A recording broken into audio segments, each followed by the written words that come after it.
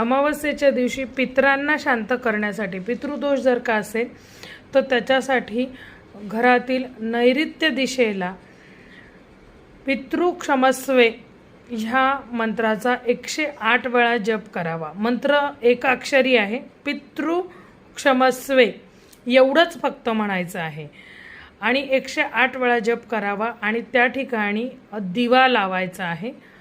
दिवा विझला की मग तो उचलून घ्या। हा उपाय अमावस्येच्या दिवशी करायचा आहे आणि तुमच्या इथे जवळपास जी कुठची नदी असेल त्या नदीमध्ये स्नान करायचं आहे, अंघोळ करायची आहे।